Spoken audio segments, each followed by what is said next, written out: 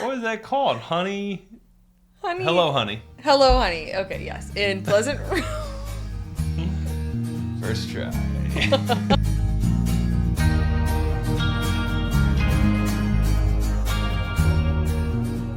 Welcome to the Banter Bliss podcast. The podcast where we try to take marriage seriously, but not too much.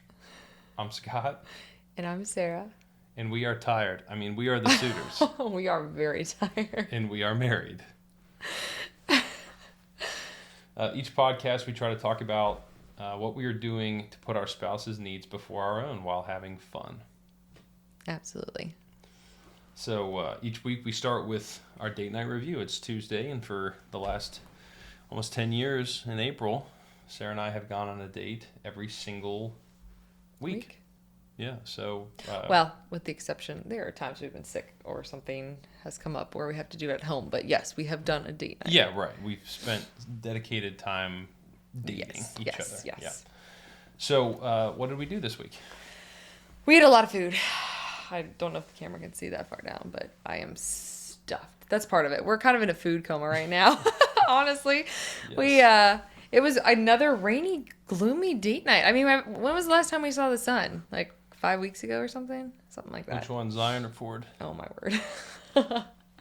So we went to a park for just a little bit, took some photos, and it was kind of spitting rain at us. So we went downtown and tried a new restaurant. It was like a sushi and Thai restaurant down by Washington Park.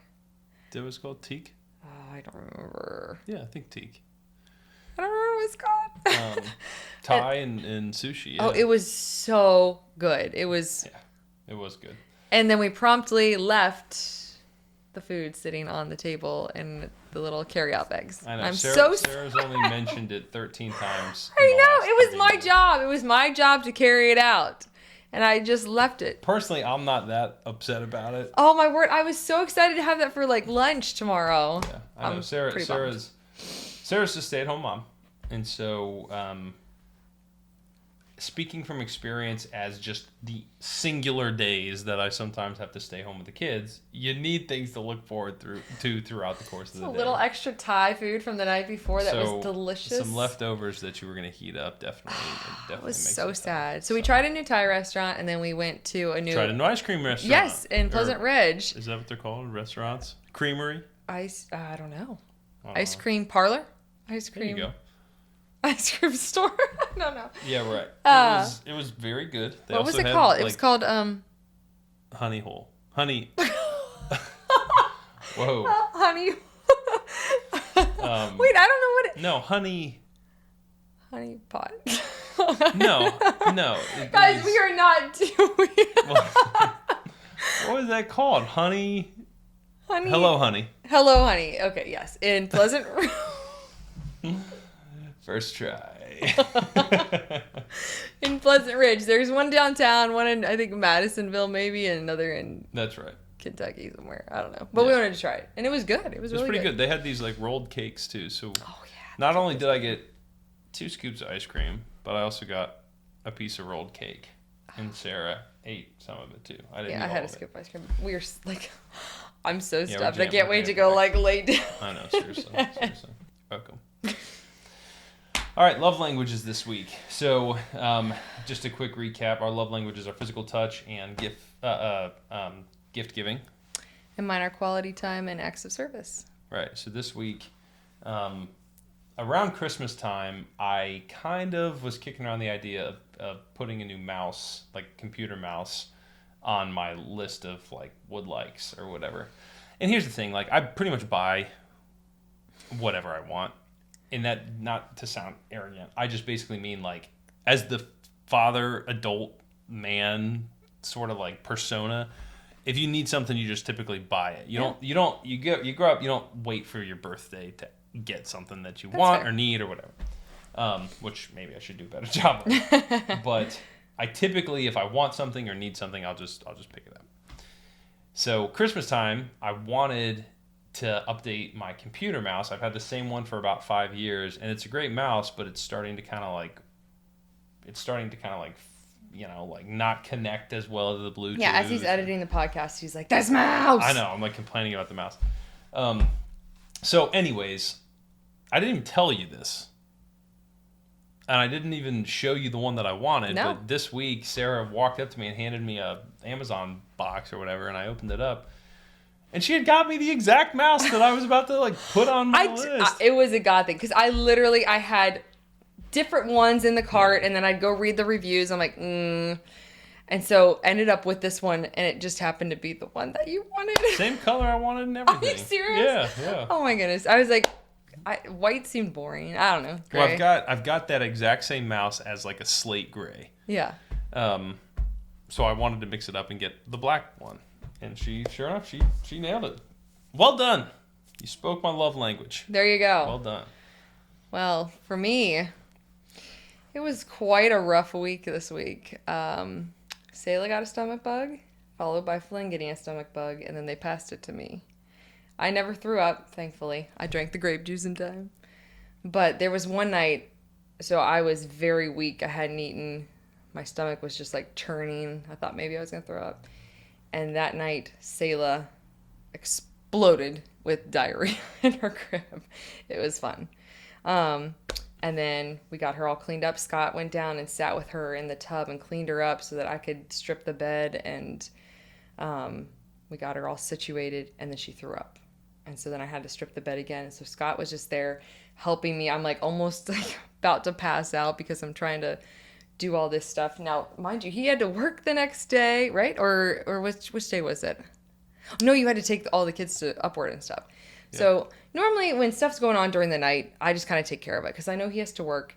But he knew I wasn't feeling well and stepped up. And we it was not a good night of sleep. I think she threw up maybe 2 or 3 times in her crib. And then I laid down. Wow, somebody needs to fix their muffler. I laid down with her, or next to her crib, yes, and woke up about an hour later, and she had diarrhea all over the place again. So and it was it was that just stomach bug. Well, and also what I was gonna say is, Sarah, she already didn't feel good. I mean, God love her, that little baby, it was so smelly and just tough, and Sarah, she championed her way through it. So. But the acts of service, I was just I'm just so glad that he was there to help me, because he needed to sit with her, and he washed. It was all over. It was in her hair. It was everywhere, and he took care of washing her off and stuff, and just keeping an eye on her while I kind of just stripped everything 4 times. But he laid in there with her. I was just so weak and lightheaded and stuff, so it was just a huge blessing to have him there helping me, serving. Yeah, absolutely. Well, there you go. That's how we spoke each other's love languages this week. This guy's speaking the opposite of my love language with his motorcycle. What is going on? This guy's Not sure. A lot of people to show off for here in the neighborhood, full of old people and young families. He's gonna wake up all the kids. I think he went past, circled around, and then came back. Whatever. Gotta love people. Okay, so banter. So one of the things, we're gonna keep this one relatively short tonight. That's what you think. That's what I was anticipating. So relaxing. What? Yeah, Sarah and I have 2 very different perspectives on relaxing. I think it's fair to say that I could relax while hanging upside down over shark-infested waters and just somebody fall asleep, slowly sawing the rope that is holding me up. I find a way to relax, right? Sarah could be... I don't even know. I can't relax. Oh, the Bluey episode, if you guys are Bluey fans, there's a new episode, and the dad just tells the mom to go relax at the beach, and she sits down and she's she can't figure it out, and then finally she just comes back because she's I don't know how to relax. She's in tears almost. Yeah, and the dad just gives her a hug, it's okay, because she tries to read at the beach, and she tries to just sit there, and she doesn't know how to relax. Yeah. I don't know. It for somebody who takes pride in knowing how to relax, as myself, I will say that it can be quite frustrating, because there are times where, why can't we just get in the car and go? Why can't we just Get in bed. Why can't, and go to sleep? Why can't we just, let me check on the kids. Let me brush my teeth. Let me take my shower. Let me do all this I got stuff. a mental checklist of things that I'm like, I can relax after all these things are done because then I don't have to think about, like, do we lock the door? Like, are the kids' sound machines on? Otherwise, they're going to hear the guy with the muffler going I mean, that's fair. Is the camera plugged in so I can, like, watch on the monitor, like, if she throws up in her bed? Yeah. Like, there are different things where you, like, have to... Are my teeth brushed so I'm not getting cavities? Or whatever. Yeah, right. It's hard for me to just shut it off. But again, it like, gets extrapolated when we actually leave the house, though, right? When we go anywhere, because it's like, Sarah has literally a emergency solution for every single possible thing that could go wrong, to the point where if something goes wrong that she doesn't have like a backup plan for, she apologizes to me profusely for it. And by that I mean, like, Sayla poops in her pants and it gets everywhere. I'm so sorry. Like, I'm so sorry. Like, who are you talking to here? Like, you're not under arrest. Like, I'm not calling child services on you because Sayla didn't have 13 extra pairs of underwear or pants in the car. So I just give her a hard time because, like, relaxing is something that, like, if you put me in almost any setting, I can find a way to, like, enjoy it. You can actually and relax. sleep on airplanes. Yeah, right. I throw up. Yeah, well, it's a great time. When that happened, I think you were, dealing with some other physical ailments. No, literally threw up on the airplane when we were headed down to our honeymoon. Do you remember that? Yeah, I thought that's what I'm talking about. When you weren't, you had some other sickness stuff. No, I was literally, it was the day after we got married. I was probably worn out from stuff too. But then at the airport in the Dominican, I did not do well on airplanes. I don't like them. But yeah, I have a hard time relaxing. Like, if Scott told me on vacation, like, why don't you go lay out by the pool? I'd be like, why? Like, what? I can't just lay there. People say, read a book. I don't read books. I'm too fidgety. I'd rather be in the pool swimming or, like, walking.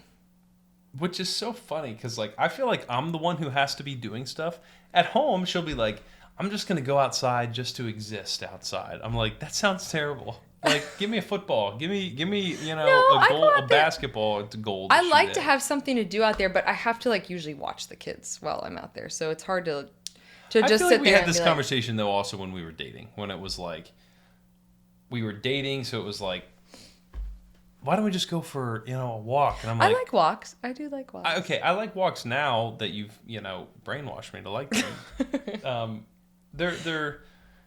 Walks are definitely enjoyable when I'm with you.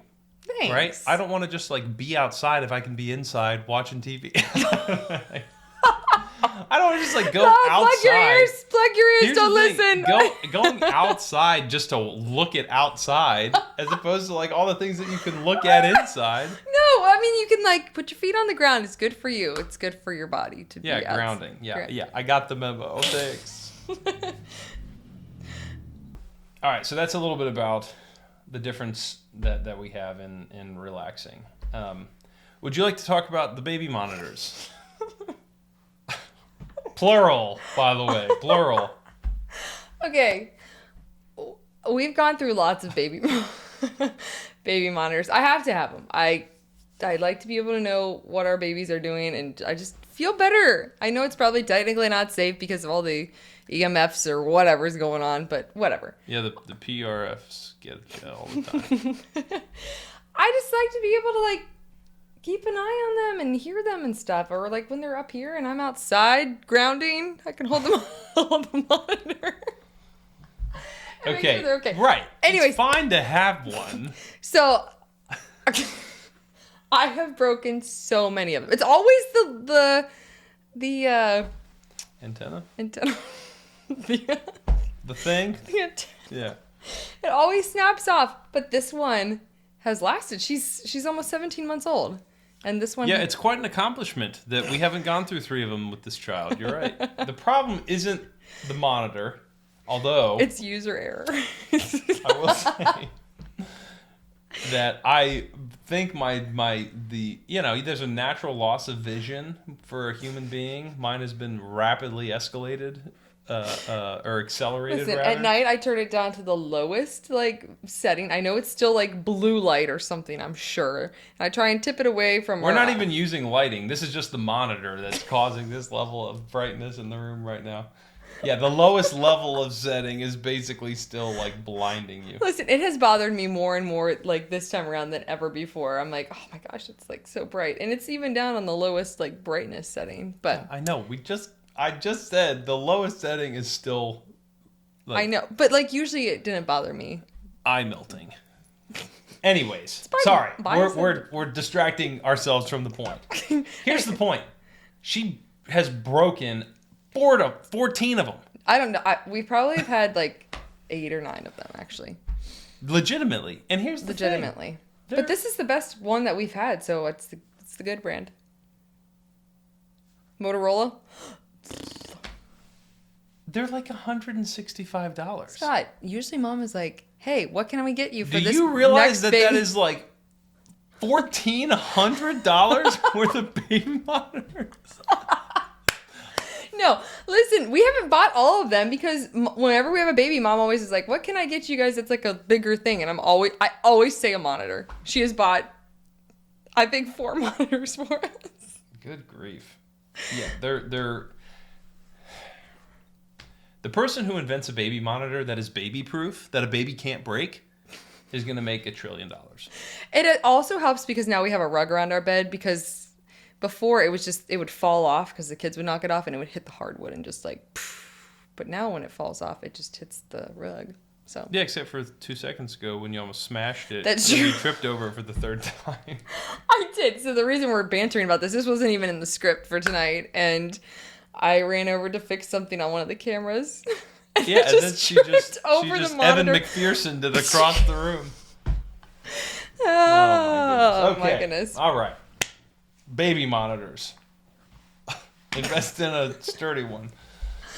All right. OtterBox or whatever. What do they call Yeah, it? literally. Seriously. There's a for baby monitors? $1 trillion idea too right there. All right, lightning round. So, favorite 3 questions. First, favorite part of the wedding day.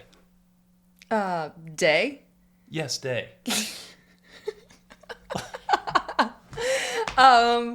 Probably. Oh my word! I should have thought about this. There are lots of favorite parts. How about kissing your husband for the first time? Well, yeah, yes, obviously, becoming your wife officially. Yeah. There are just so many special parts to the day too, where you're like, I don't know. Probably walking down the aisle, seeing you smile, is so big. But also that first kiss was pretty good. Yes. We kissed for 30 seconds, I think, and then followed by 45 seconds of like cheering from the audience. It was ridiculous. We're so special. No, it was awesome though. Like it was so much fun. It was quite kind. It was quite good. Everyone was so excited for like. I didn't want to have just this tiny intimate wedding. I wanted to have like a big party, and you did too. I mean, sure. It's just so fun to have so many people there just excited for you guys. Yeah, agreed. Alrighty, my favorite part of the wedding day, I think, was probably besides kissing you, besides seeing you for the first time, was the video that we did beforehand. Oh yeah, that was a lot of fun. Sarah put together this little kind of like interview style video of us kind of just talking about the original about our Banter Bliss relationship. Yeah, all right. Maybe we'll bring that content back. Post on the YouTube channel. Yeah, we filmed it almost 10 years ago. It might be on the YouTube channel actually. It might be up already somewhere on your YouTube channel. Yeah, it is. Yeah, you can actually. We'll link it in the description below. Oh my word. By the way, subscribe to our podcast channel. All formats. Oh my word. So that was probably my favorite part of the wedding day. That took way too long, so we got to fly through the next one. All right, spending or saving? I'm more of a... okay, I used to be more of a saver. Now I go until what? Until I married you. Yeah, right. I'm more of a saver, if I have to be, but like it's your job to save if you have a goal that you're working exactly towards. There you go, that's it. But we don't have any of those right now, so we're spending too much money is what I'm trying to say. Oh, okay. Are you a saver or a spender, Scott? I'm a spender. Yeah, I know. Scott is not even like, oh, maybe. He's just like, yeah, a spender. Here's the deal. Yeah, we are putting every Wow. We are... Like, what? Where are you going with this We are... sentence? I'm like, my brain is like, hey, buddy, I am out. My job is done for the day. We are saving money in every area that we need to save money. There we go. We are putting money into everything that we should be putting money into. There we go. So we are Giving where we need to give. That's right. And I'm spending on things that are scrupulous. Excuse me. What? The opposite of scrupulous. That are. What does scrupulous even mean? It means I don't know what it means. I just wanted to throw it in I there. don't even know what that means. We are spending on things that are like beyond any human being's need, because we are saving in all the areas that we need to save. So we're not spending these exorbitant amounts of money, but I bought some fire extinguishers. Sarah bought some fire extinguishers. She bought me a expensive mouse. Yeah, listen, I just keep seeing like posts about people's houses catching on fire. Oddly enough, I haven't bought any football cards this week. Wow, congratulations. Which is good. I still have some that I'm waiting on coming in the mail, but I haven't bought it. Coming.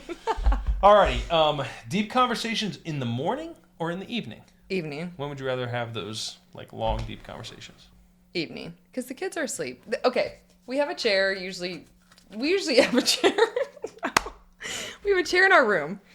We've always had a chair in our room, like no matter where we've lived, but especially here, when Scott sits down in the chair, I know we're gonna have a nice long chat. And I'm like, oh, even if it's more of like a not heated, but like intense conversation, I'm still like, okay.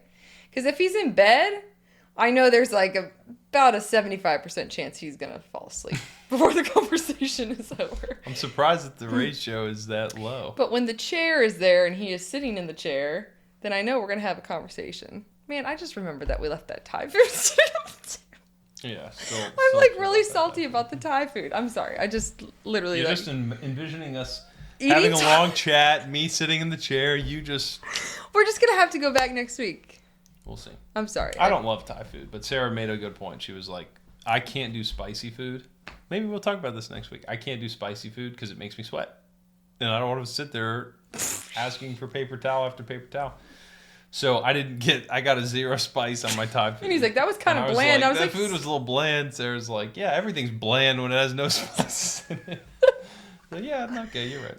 Sorry, I just got sidetracked. I just randomly thought of how good that food tasted while I was talking. I would rather have a ahead. long conversation in the evening, I think, as well. Okay, now, when we're like on our anniversary trips and we're like, it's just the two of us, it's a little bit different. I think during the day we know we can't deep dive into any deep conversations because the kids are around usually. Or they're going to interrupt us. I guess on our anniversary trips, we will... wake up and go to like breakfast places. Yeah. And we'll have good conversations when we do that. But definitely evening for me. Mm-hmm. All right. So we always like to leave each episode with a marriage tip or hack or whatever you want to call it. So Sarah posted about thinking about your spouse's positive attributes when you're frustrated with them or annoyed by them or... I mean, it's supposed to be more of like just the little things. So, Scott, I love you very much, but you're not the best at finding the laundry basket with your clothes. So, instead of being like, oh my word, like I have to keep picking this stuff up, it's just... And thinking like... and it's usually just a passing like frustrating thought, like, I have to pick this up. Why did he leave this here? Why did his shoes get left here? Whatever. Just think about something positive that he did. Like, oh my goodness, he cleaned the dishes for me this week. Or he cleaned the dishes for me earlier today. Or he got up with the kids. Or he changed the poopy diaper. Just like something quick to think about that he did for me. Or something that I love about him. But usually it's like, well, I'm picking this up for him. But you know what? He's at work right now in a meeting that he doesn't want to be a part of or whatever. So that he can provide for us. So... I don't know. Just thinking of something positive. Yeah. To like just push out the negative thoughts because there's no reason to dwell on it. Not that I sit there all day just like Scott missed the laundry basket with his socks. I would hope not. I think that's really, really good advice. I think that reminding ourselves frequently that our spouse is our partner and our champion and our closest confidant and somebody who we have been our most vulnerable with.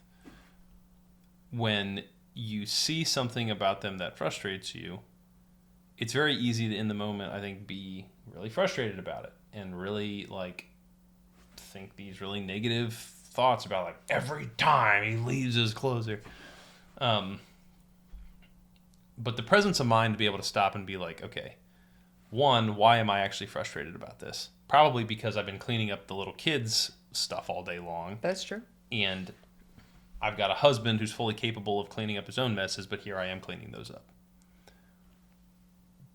Understanding the next step there should be, he doesn't know that I've had to clean up all these messes. He doesn't know that I'm frustrated about this. He didn't intentionally leave this here because I was going to be frustrated, so therefore now he's attacking me. But I do the same thing with a million things you do. Like we talked about this on our date night, and I'm glad that we talked about it, because one thing that has always driven me nuts is we have one side of our sink, and maybe this is how all the sinks are. We have one side of our sink that has a garbage disposal, and we have another side of our sink that has that goofy little like you shall not pass. Yeah, like that, like grate that nothing can get through unless you like smush it down in there. So I have told Sarah for years, please, I don't mind doing the dishes. Just please put the food on the garbage disposal side. That way I can kind of like, jimmy the fork down in there and turn on the disposal. Well, I came in yesterday or this morning or whenever it was, and there were like a ton of eggshells on the other side of the thing, on the other side of the sink. And I was like, I've been telling her for 10 years, right? And I brought it up to her on date night tonight. We were not in a mean way or anything. We were talking about potentially what we could talk about here. And she was like, oh, that was Flint, our daughter. She was making me a hard-boiled egg, and she threw all those eggshells on the other side. And so there you go. That's how our minds can get too far ahead of us, thinking that our spouse is doing something like your shoes. There's so many times his shoes get in spots. I'm tripping over them. The kids are tripping over them. Come to find out, Scott put them by the door. It's the kids that put their feet in there and shuffle around the house. Every day. Every single day. Every single day. My shoes end up all over the house. And Scott has a size 14 shoe. So it's like these, and then there's two of them. So it's subtle. Just like a yardstick worth of. Right. So they end up, the kids will put their feet, and our son, our 8-year-old, I mean, he can walk around in my shoes now. Like the other two older kids. I stopped him today. I was like, get those off your feet, right. Please. So I'm anyways, gonna trip over them. Our marriage tip this week is basically focus on the positive. Yeah, focus on the positive. Don't get too caught up on negative thoughts about something that is frustrating you when your spouse, there's a reason you married them. Yeah. They've got a lot of great qualities, and not only that, but remind them of those. Hey, thanks so much for this thing that you did for me this week. So be positive. Did you know that's my blood type? I've heard. Yes, I've heard. Be positive. All right, so that was Banter and Bliss, the podcast where we try to take marriage seriously, but not too much. I'm Scott. And I'm Sarah. And we are the Suitors, and we are married. Yes, we are. Yeah. Thank you for listening. We'll catch up with you next week.